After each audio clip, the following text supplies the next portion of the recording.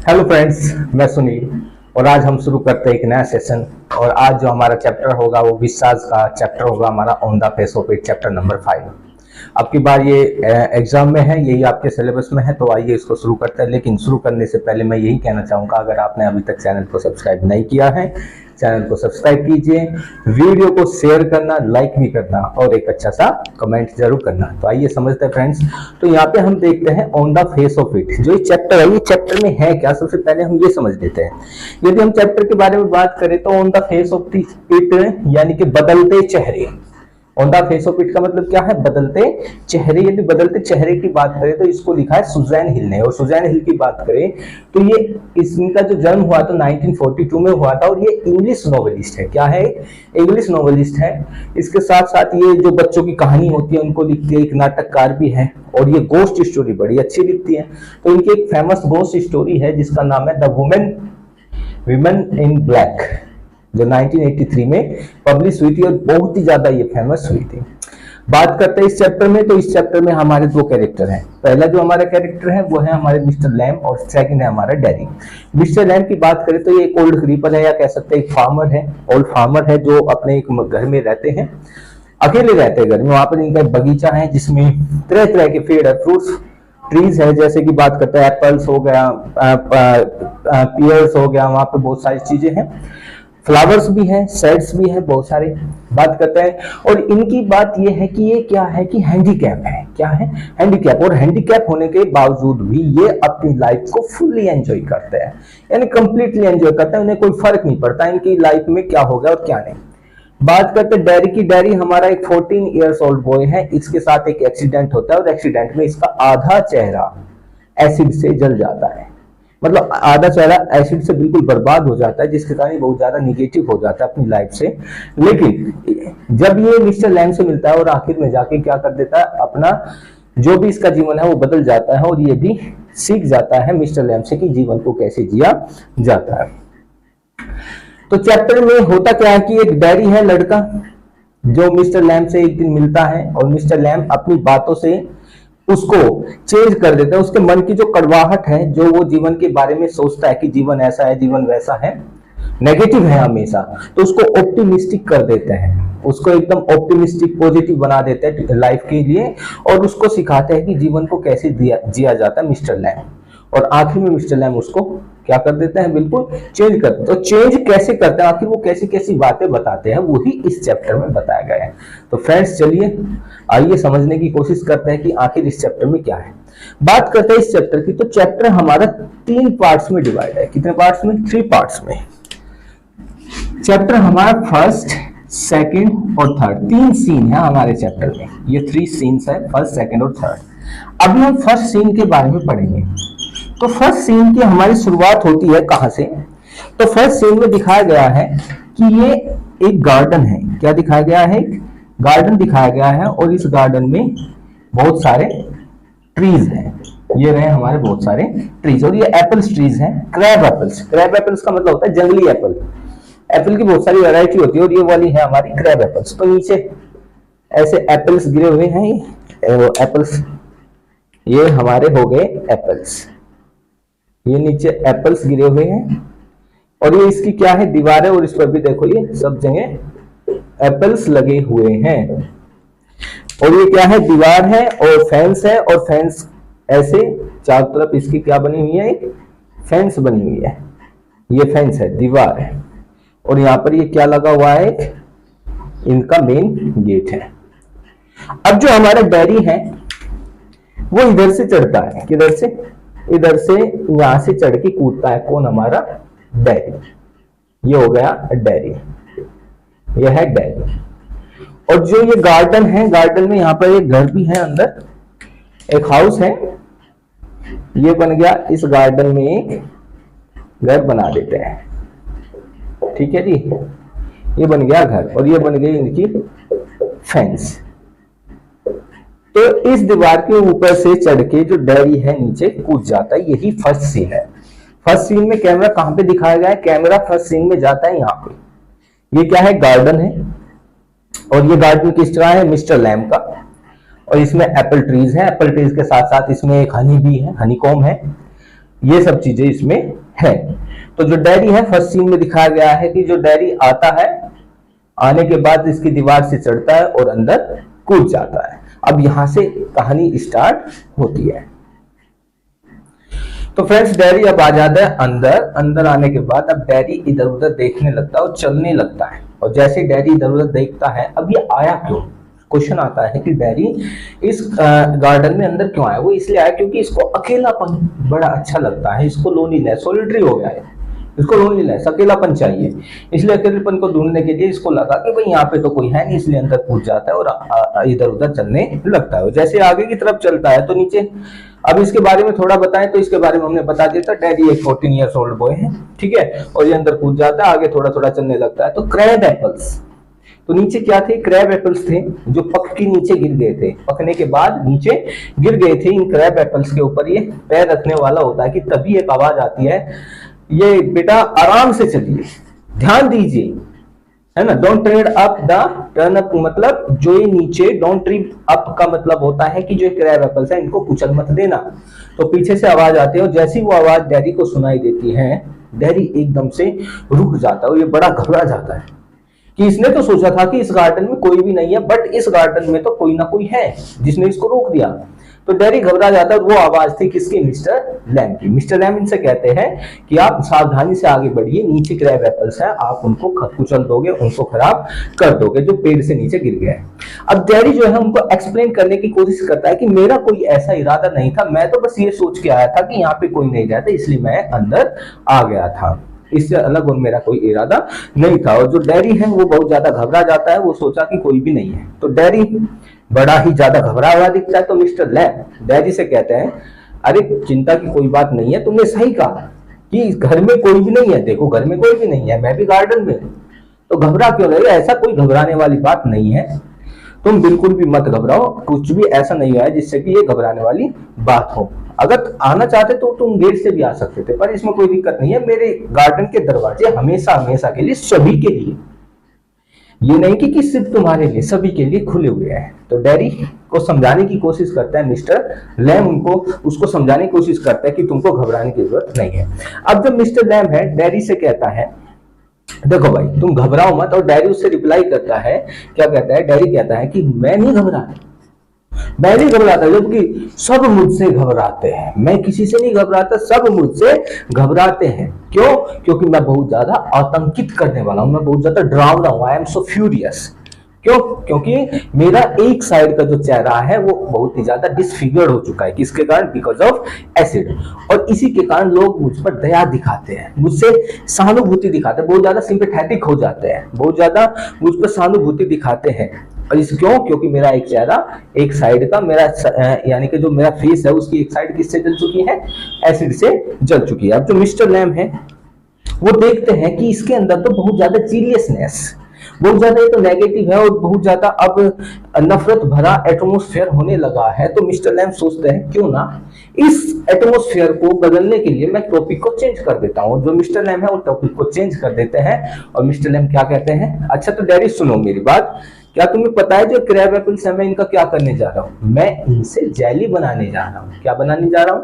मैं इनसे जेली बनाने जा रहा हूं इन क्रैब एप्पल से। और जैसे वो इस बात को सुनता है, कौन, डैडी, डैडी और ज्यादा इंफ्यूरिएट हो जाता है, गुस्से में आ जाता है और क्या कहता है, मुझे यही उम्मीद थी मिस्टर लैम, मुझे आपसे यही उम्मीद थी।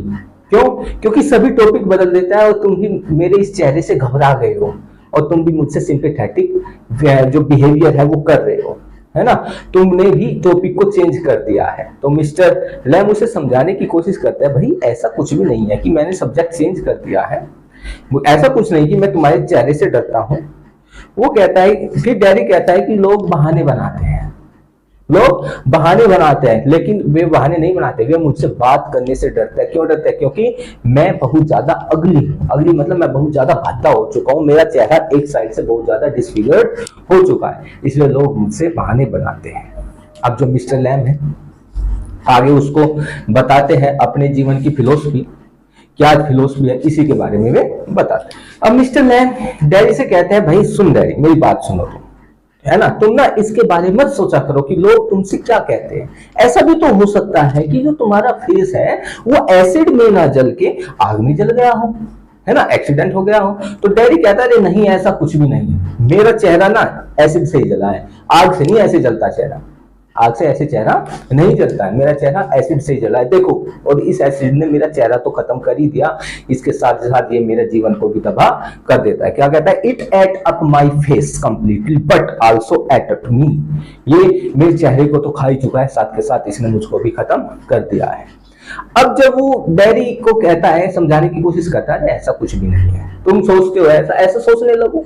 तो जो डैडी है मिस्टर लैम के, जो ये ऐसा व्यवहार है, जो पेक्युलर उनका जो व्यवहार है, जो ये फिलोसफी है, इससे बड़ा ही ज्यादा कंफ्यूज हो जाता है। क्या हो जाता है, बहुत ज्यादा कंफ्यूज हो जाता है।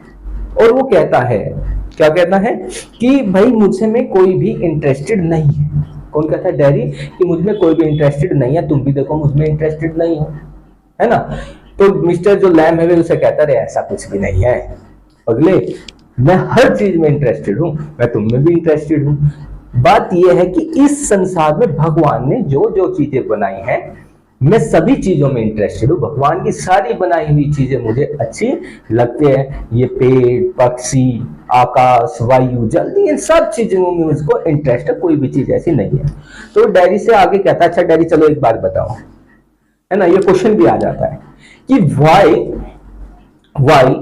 one green plant called weed and another called flower। क्या कहता है कि क्यों एक ग्रीन प्लांट को इस संसार में, एक पौधे को तो ग्रीन प्लांट को तो क्या कहते हैं, वीड, यानी कि जंगली पौधा, बेकार घास, और दूसरे को क्या कहते हैं, फ्लावर। ऐसा क्यों है, ये इतना डिफरेंस क्यों है, किससे कहता है मिस्टर लैम, डैडी से कहता है। ये क्वेश्चन भी आ जाता है नॉर्मली जस्टिफाई करने के लिए।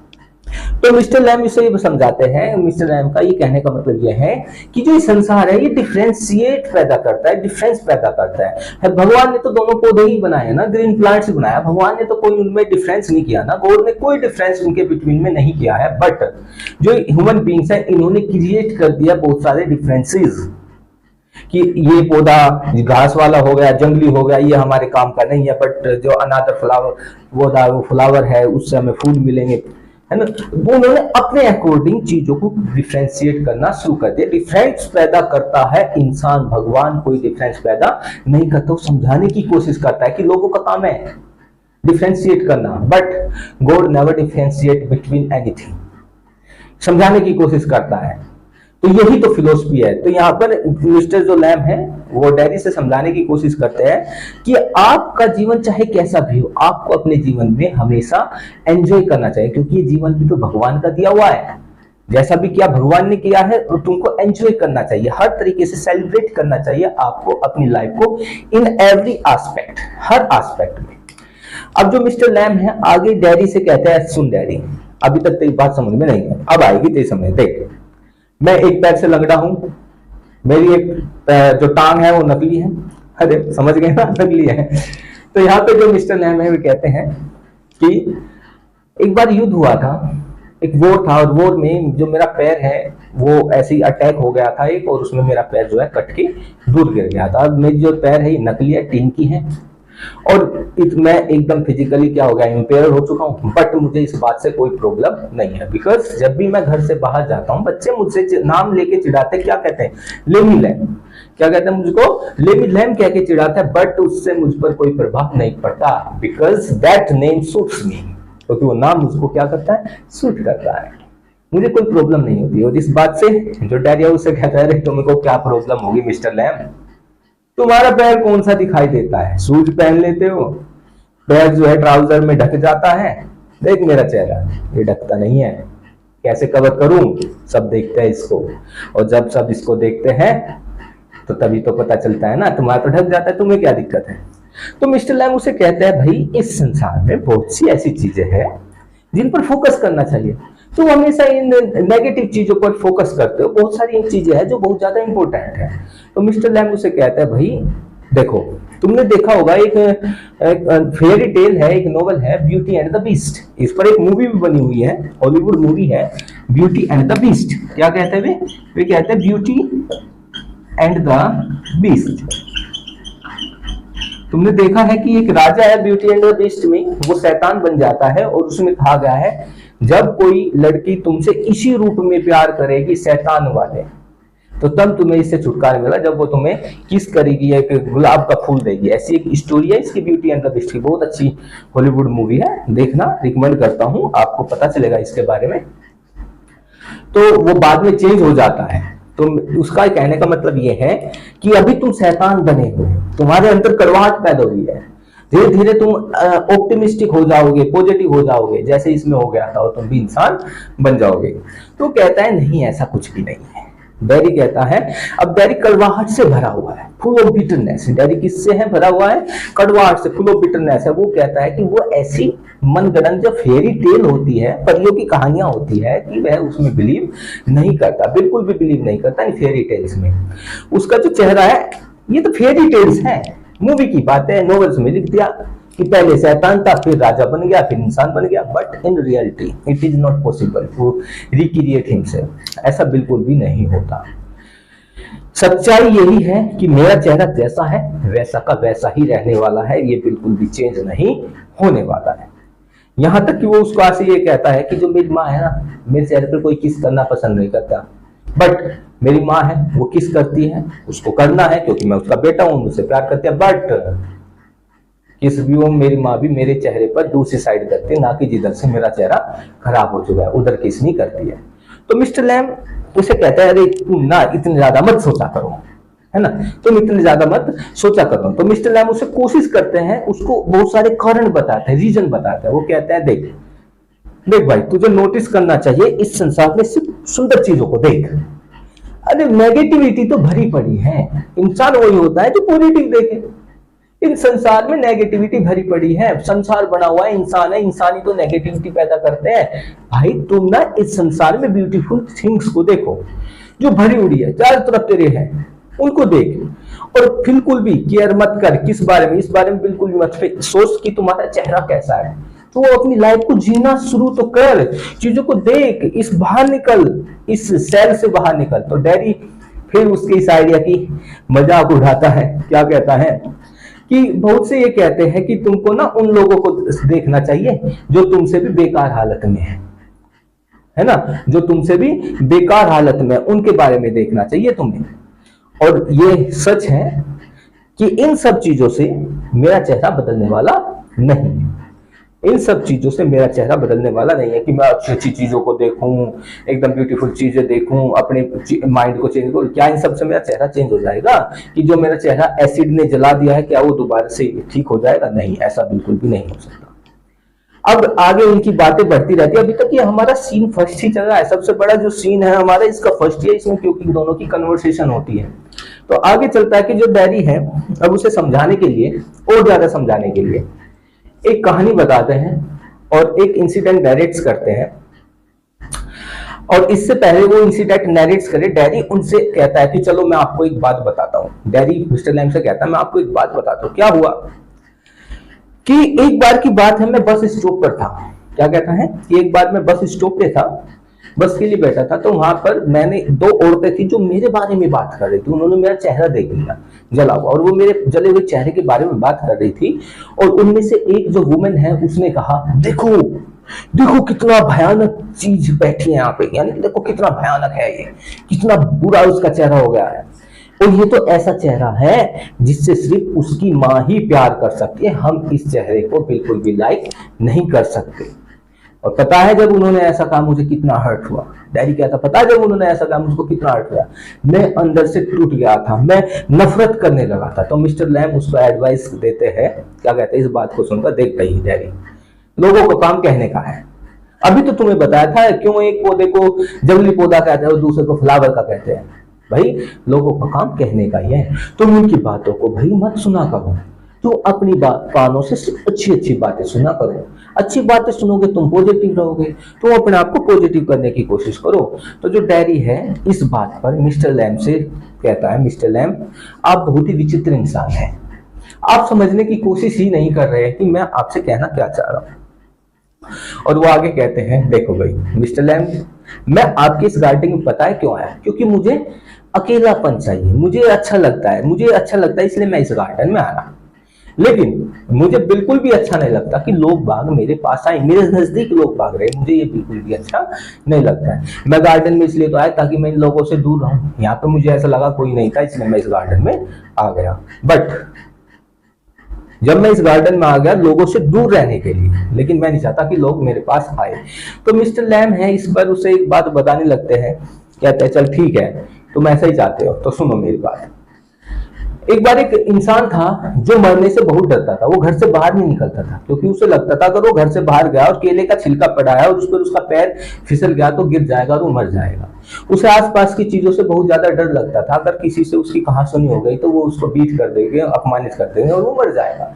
इसलिए वो क्या करता है, अपने आप को एक कमरे में बंद कर लेता है, एक कमरे में बंद कर ले तो सभी चीजों को क्या कर देता है, फिट कर देता है, सभी चीजों को सिक्योर कर देता है कि उसको कोई दिक्कत नहीं होने वाली है। और वो कमरे में ही बंद रहता है और अपने बेड पर बैठ जाता है और फिर भी वो मर जाता है। कैसे? ऐसे मरता है क्योंकि दीवार पर ऊपर एक पेंटिंग टंगी हुई थी और वो पेंटिंग गिर जाती है और उसके सिर पर गिर जाते हैं और सिर पर गिरने से वो मर जाता है। वो अपने आप को बचाने की पूरी कोशिश करता है बट एट लास्ट वो मर ही जाता है। इस बात को सुनकर डैडी बहुत हंसता है, खूब हंसा वो, उसने बहुत ज्यादा हंसा इस बात को सुनकर कि वो फिर भी मर गया, है ना। तो इस स्टोरी से जो मिस्टर लैम है वो डैडी को ये समझाना चाहता है कि कोई भी इंसान अपनी आइडेंटिटी को कभी भी इस सोसाइटी के डर के कारण कि सोसाइटी क्या कहेगी कभी नहीं छिपा सकता। इस सोसाइटी के डर के कारण वो अपने आप को कभी भी सेफ नहीं कर सकता, अपने आप को अलग नहीं कर सकता। इस डर के कारण उसको हर तरीके से अपने जीवन को जीना चाहिए, उसको बाहर आना जरूर चाहिए और इस सोसाइटी का सामना करना चाहिए। अब कन्वर्सेशन ऐसे ही आगे बढ़ती रहती है और जो हमारा डैडी है वो नोटिस करता है, क्या देखता है कि जो मिस्टर लैम का घर है इस घर में कोई भी कर्टेन नहीं है, खिड़कियों पर भी कर्टेन नहीं है, दरवाजों पर भी कर्टेन नहीं है, विंडो पर भी कर्टेन, कहीं भी कर्टेन नहीं है। तो मिस्टर लैम से कहता है कि ऐसा क्यों है भाई, आपने अपने कर्टेन नहीं लगाए, अपने कमरों में अपने घर में कर्टेन क्यों नहीं लगाए। तो मिस्टर लैम रिप्लाई देते हैं कि मुझे कर्टेन लगाने का शौक नहीं है, मैं नहीं चाहता, मैं बिल्कुल भी फोन नहीं हूं किसका कर्टेन लगाने का मुझे शौक नहीं है, बिकॉज वे चीजों को बाहर की चीजों को बाहर रहने देते हैं और अंदर की चीजों को अंदर रहने देते हैं, मुझे ये बिल्कुल भी पसंद नहीं है। मैं तो चाहता हूं कि रात को अंधेरे को मैं फील करूं, लाइट को मैं फील करूं, चिड़िया की चहचहाहट को फील करूं। मैं चीजों को रोकना नहीं चाहता, उनको नेचुरल वे में जैसे वे चल रही है ऐसे ही चलने देना चाहता हूं। मैं हवा को महसूस करना चाहता हूं, अंधेरे को महसूस करना चाहता हूं, ये सब चीजें वो कहता है कि मुझे चीजों को बंद करना नहीं है, जैसे तुमने बंद करके रखा है इसलिए मैं बंद करके नहीं रखना चाहता। तो डैडी उसको कहता है कि हाँ जैसे तुम कहते हो मुझे भी कुछ चीजें पसंद है। तो मिस्टर लैम पूछता अच्छा बताओ तुम्हें क्या पसंद है। तो डैडी कहता है कि जब बारिश होती है ना मुझे उसकी वो साउंड बड़ी अच्छी लगती है, बारिश का होना, रेन फॉलिंग मुझे बड़ी अच्छी लगती है, मैं बड़ा ही अच्छा मुझे फील होता है जब बारिश होती है। कौन कहता है? मिस्टर लैम से कहता है डैडी। तो मिस्टर लैम इस बात पर कहते हैं कि डैडी तुम अभी खोए नहीं हो बेटा। जैसे वो इस बात को सुनता है तो इसका मतलब क्या है, ये क्वेश्चन भी बनता है कि तुम अभी खोए नहीं हो, कि इसको इलेबोरेट कीजिए।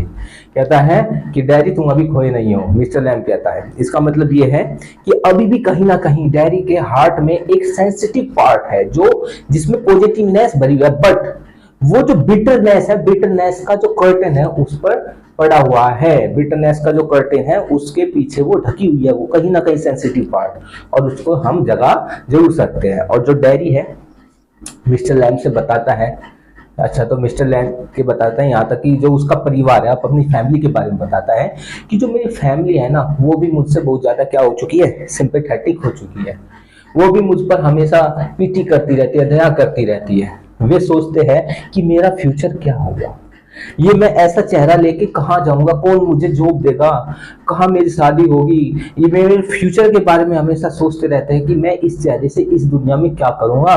वे सोचते हैं कि मेरे लिए डिफिकल्ट होगा इस संसार को फेस करना, क्या होगा इस संसार को फेस करना। और मुझे वे कहते हैं, तो ये सब बातें वो बताता है उसको कि ऐसा मेरे परिवार वाले मुझसे कहते हैं, वे सोचते हैं मेरे बारे में।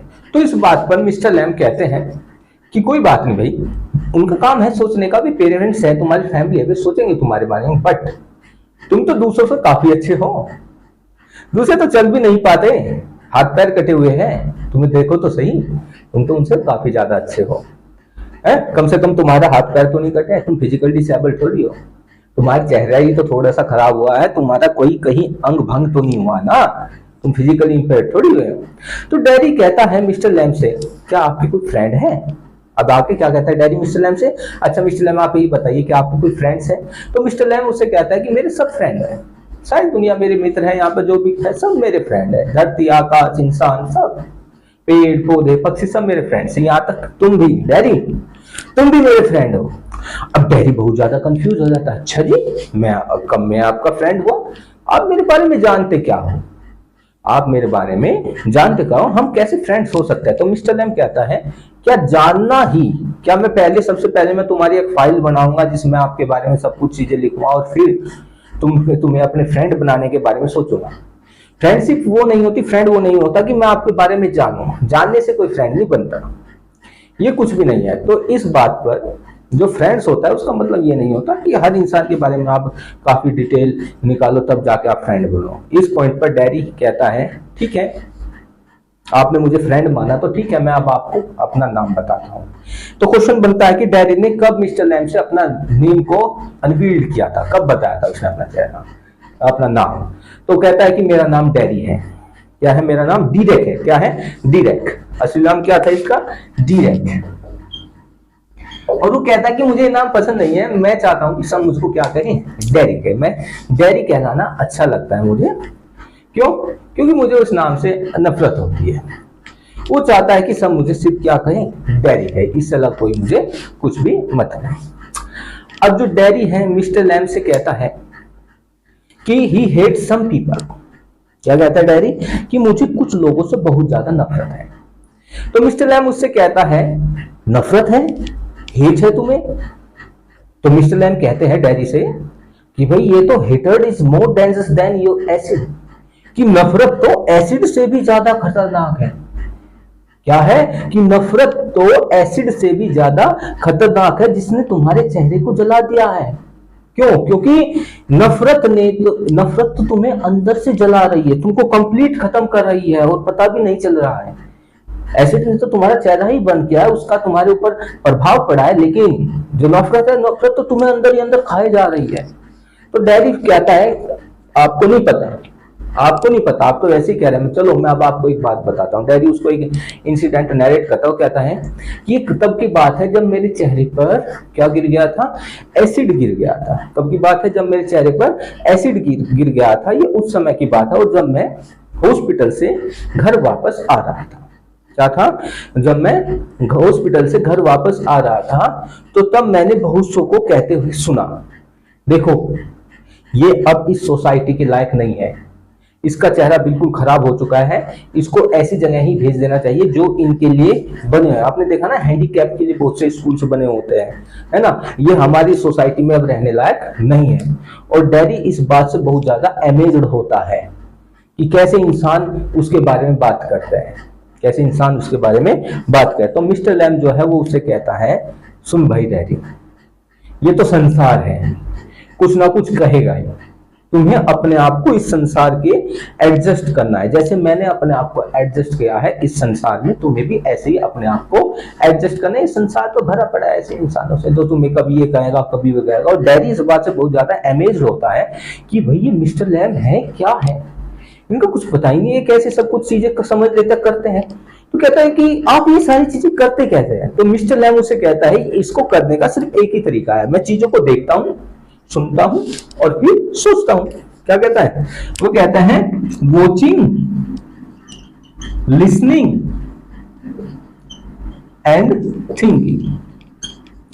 कहता है कि ये तीन चीजें हैं, मैं इस जो ये फंडा है इस पर मैं काम करता हूं और मैं कभी भी दिक्कत नहीं होती। मैं चीजों को देखता हूं, सुनता हूं और सोचता हूं, रिएक्ट नहीं करता। क्या कहता है वो? मैं रिएक्ट नहीं करता। तो मिस्टर लैम डैडी से बताते हैं कि तुम भाई डैडी जब तुम्हारा मन करे तुम यहां आ सकते हो, जब तुम्हारा मन करे तुम जा सकते हो, ये घर तुम्हारा ही है, ये घर तुम्हारा जब तुम्हारा मन करे।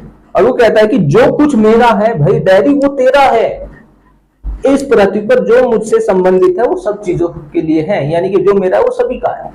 मैं कभी किसी को मना नहीं करता, मेरे हमेशा जो दरवाजे खुले रहते हैं। तो इस पर डैडी कहता है इससे तो भाई तुम्हें बड़ा ही रिस्क होना होगा भाई। अगर तुम कहते हो जो मेरा है मैं जब चाहूं मैं आ सकता हूं, तो इससे तो तुम्हें भाई खतरा पैदा हो सकता है, तुम्हें तो रिस्क लेना पड़ेगा। अगर मैं यहाँ पर आता हूँ तो लोग बाग मेरे चेहरे को देखेंगे, भाग जाएंगे, जो तेरे फ्रेंड्स है वे भी नहीं रहेंगे। अगर तुम मुझसे फ्रेंडशिप करते हो, मुझे अपना दोस्त बनाते हो, जैसे वो मेरा चेहरा देखेंगे तो वे भी यहाँ से उड़न छू जाएंगे, वे भी गायब हो जाएंगे, भाग जाएंगे यहाँ से।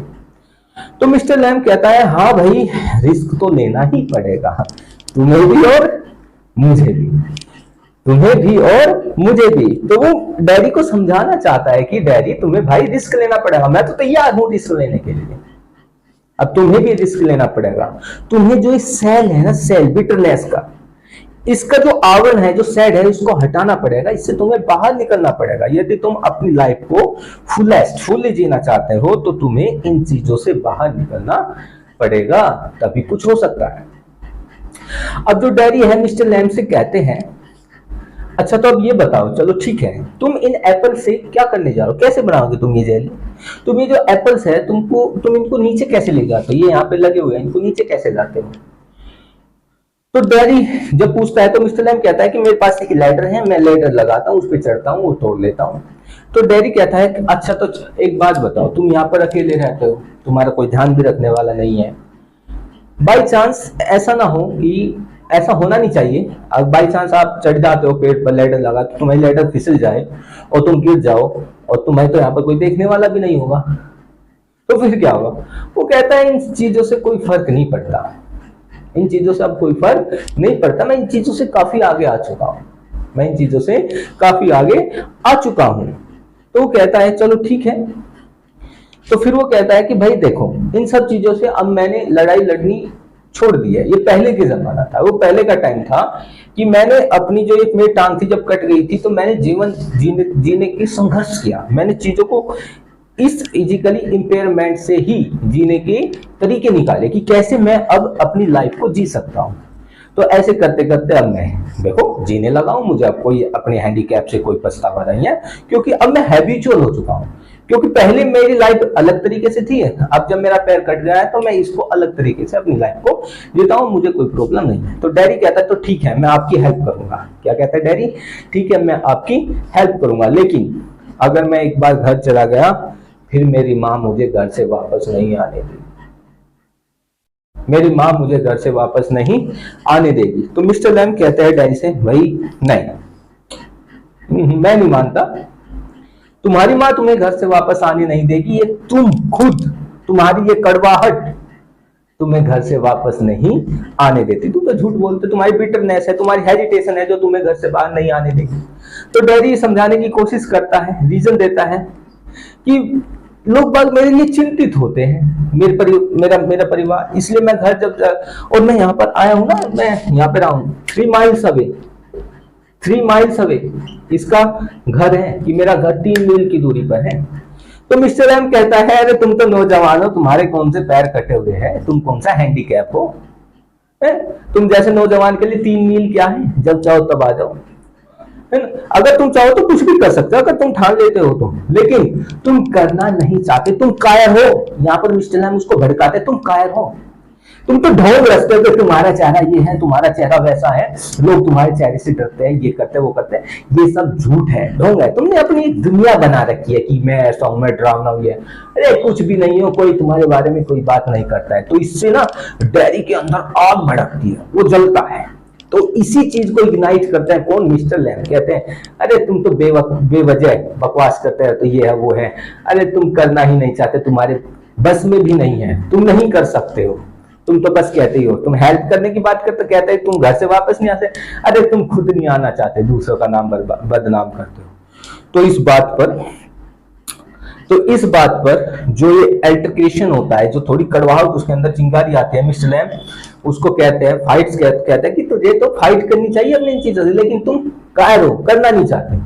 तो इस बात से जो डैडी है वो कहता है ठीक है मैं जरूर आऊंगा, बट वो उसका मजाक उड़ाया, लंगड़े क्या बात कर रहा है, मुझे कह रहा है, तो थोड़ा मजाक उड़ाता है और वहां से भाग जाता है। क्या करता है? वहां से भाग जाता है, लेकिन जाता जाता वो कहता वादा उससे करता है, मैं जरूर आऊंगा तुम्हारे गार्डन में, मैं तुम्हारी हेल्प करने के लिए जरूर आऊंगा। जब वो उसकी टांग का मजाक उड़ाता है, क्योंकि उसकी कड़वाहट अब खत्म करने की कोशिश की गई थी, किसको, मिस्टर लैम को, उसको भड़काया गया था। वो कहता है मैं जरूर आऊंगा, और वो वहां से भाग जाता है। इसी के साथ हमारा सीन फर्स्ट खत्म हो जाता है और सीन सेकंड की शुरुआत होती है। अब जो हमारा सीन सेकंड है, यहाँ पर सीन सेकंड से हमारा जो कैमरा है वो कहां पर जाता है, डायरेक्ट जाता है डैडी के घर पे। कहां पर जाता है, डैडी के घर पे जाता है। डैडी के घर पे कैमरा जाता है और कैमरे में दिखाया जाता है सीन में कि जो डैडी है अपनी माँ से लड़ रहा है, अपनी माँ से लड़ रहा है। क्यों लड़ रहा है, क्योंकि उसे वापस एम हैमल के पास, वो मिस्टर लैम के पास जाना है। किसके पास जाना है, मिस्टर लैम के पास जाना है वापस, क्योंकि उसने उसको वादा किया। लेकिन उसकी माँ उसको अलाउ नहीं करती है कि वो जाए, कि वो उसे कहती है कि मुझे लोगों से पता चला है और लोगों ने मुझे वार्न भी किया है कि जो मिस्टर लैम है वो एक एसेंट्रिक का मतलब एक संकी इंसान है, एक पागल इंसान है, और उसके पास जाना खतरे से खाली नहीं है, तुम्हें उसके पास नहीं जाना है। लेकिन जो डैडी है वो इंसिस्ट करता रहता है, नहीं मैं तो जाऊंगा, मैं नहीं रुकूंगा, मुझे दुनिया की कोई ताकत अब नहीं रोक सकती, मैं जरूर जाऊंगा। तो अपनी माँ से इंसिस्ट करने लगता है। ये पहली बार हुआ कि उसे अपनी फिजिकल जो उसका चेहरा जला हुआ था उससे उसको कोई प्रभाव नहीं पड़ रहा था, बस कि वो जाना चाहता था, किससे मिलना चाहता था, डैडी मिस्टर लैम से। वो कहता है कि मिस्टर लैम ने मुझे जीवन के नए नए तरीके बताए हैं, उन्होंने मुझे जीवन जीने के बारे में बताया है, उनसे बात करना मुझे अच्छा लगता है, और उन्होंने मुझे और भी बातें बताएंगे मुझे इस जीवन के बारे में, जीवन कैसा है, मुझे उनके पास बैठना है, सुनना, उन चीजों को अलग तरीके से देखता है। लेकिन उसकी माँ उसे कहती है नहीं, तुम्हें घर पे ही रुकना है डैडी। क्यों रुकना है? लेकिन जो डैडी है वो कहता है नहीं, वह नफरत करता है घर पे रुकने से। तो उसकी माँ अब कोई रिएक्ट नहीं करती, अब उसकी माँ शांत हो जाती है कि वो नहीं रुकेगा। और जो ही सिंपली उसे कहती है कि he is bound to stay such awful, भाई तुम्हें घर पे रुकना होगा। क्यों रुकना होगा? क्योंकि तुम बहुत ज्यादा विचित्र हो, तुम्हारा चेहरा जल चुका है, तुम्हारा चेहरा खराब हो चुका है, इसलिए तुम्हें यहाँ रहना पड़ेगा, तुम भयानक दिखते हो। अब जो डैडी है बहुत स्ट्रॉन्ग रिप्लाई करता है, अपनी माँ से कहता है कि अब उसे अपने चेहरे से कोई फर्क नहीं पड़ता, कोई फर्क नहीं पड़ता अब मुझे। जब उसने कहा कि मुझे अपने चेहरे से कोई फर्क नहीं पड़ता, तो यही उसके ट्रांसफॉर्मेशन की शुरुआत थी। यहां से ही उसका ट्रांसफॉर्मेशन शुरू हो गया और मिस्टर लैम ने जो चाहा था वो कर दिया। अब मिस्टर लैम ने उसको ऐसा क्यों कर दिया, ये क्वेश्चन बनता है। वो इसलिए क्योंकि मिस्टर लैम भी जब उनका पैर कट गया था तो वे भी एक हैंडीकैप हो गए थे। उन्हें पता है कि एक हैंडीकैप होना इस संसार में कितनी बुरी चीज है, और उसे पता है कि उससे क्या क्या दर्द झेलना पड़ता है। वो नहीं चाहता कि मिस्टर जो डैडी है वो भी ऐसा ही अपना जीवन बिताए जैसे मैंने बिताया। मैंने तो जीवन को जीना सीख लिया, वो चाहता है कि मैं इसके जीवन को खुशहाल कर दूं। इसलिए मिस्टर लैम ने डैडी की हेल्प की। ये क्वेश्चन बनता है फ्रेंड्स, ये क्वेश्चन बनता है कि क्यों उसकी हेल्प की। तो यहाँ पे ट्रांसफॉर्मेशन कंप्लीट हो जाता है और डैडी अपने घर से चल देता है किधर, मिस्टर लैम की तरफ। और यहीं पर सेकंड सीन आपका खत्म हो जाता है। और अब सीन जो थर्ड है, हमारा जो सीन 3 है वो शुरू होता है और वापस कैमरा जाता है सीन थर्ड में मिस्टर लैम के गार्डन में। अब मिस्टर लैम यहाँ पे दिखाया जाता है कि जो मिस्टर लैम है, इधर डैडी दौड़ता हुआ आता है, इधर से दौड़ रहा है डैडी किसकी तरफ, गार्डन की तरफ। और इधर जो मिस्टर लैम है वो लैडर पर चढ़ जाते हैं और अपना एप्पल तोड़ रहे हैं, और मिस्टर जो डैडी है वो गार्डन की तरफ दौड़ता हुआ आ रहा है। अब जैसे इसमें दिखाया गया है कि जो मिस्टर लैम है वो तोड़ रहे हैं, अब डैडी नजदीक आने वाला है और वो क्या होता है कि इसकी जो लैडर है वो यहाँ से फिसल जाती है। क्या होती है? वो फिसल जाती है और जो मिस्टर लैम है वो नीचे गिर जाता है, और नीचे गिर जाता है, उसका सर पीछे लगता है और वे बेहोश हो जाते हैं। और डैडी दौड़ता हुआ आता है पूरे फुल, देखता है कि मिस्टर लैम नीचे गिर गए हैं, तो जाता है मिस्टर लैम को उठाता है, मिस्टर लैम उठिए, मिस्टर लैम उठिए। लेकिन मिस्टर लैम उठ नहीं पाते, वे बिल्कुल भी नहीं हिलते हैं। क्यों? क्योंकि अब मिस्टर लैम मर चुके हैं। डैडी को बड़ी मुश्किल से एक दोस्त मिला था जिसने उसके जीवन को बदल दिया था, और वो भी आखिर में छिन जाता है। वो मिस्टर लैम को उठाने की कोशिश करता है लेकिन वे उठते नहीं है, वो मर जाते हैं, और जो डैडी है वो बहुत ज्यादा रोता है। बहुत ज्यादा रोता है, इतना ज्यादा रोता है, बहुत ही ज्यादा फूट फूट कर रोता है। बट क्या करे, एक फ्रेंड था, लेकिन वो फ्रेंड जाते जाते डैडी को जीना सिखा गया। और उसका जो इस पृथ्वी पर जो जिस एम के लिए, जिस उद्देश्य के लिए मिस्टर लैम का जन्म हुआ था, या जो वो करना चाहता था, वो उसने उस काम को कर दिया था। उसने एक जिंदगी बर्बाद होते हुए बचा दी थी, एक जिंदगी को बर्बाद होते हुए उसने बचा लिया था। मिस्टर लैम ने डैडी को बदल दिया था जाते जाते, और अब डैडी बदल चुका है, अब वो जीवन को जीता है, फुल्ली जीता है। और फ्रेंड्स, इसी के साथ हमारा ये चैप्टर भी कंप्लीट होता है। बस यही कहना चाहूंगा। अगर आपको हमारा एक्सप्लेनेशन अच्छा लगा हो तो वीडियो को शेयर करना, चैनल को सब्सक्राइब करना, लाइक भी करना, और एक अच्छा सा कमेंट करना मत भूलना। मिलते हैं एक नए चैप्टर में एक नई वीडियो के साथ। Okay friends, bye bye.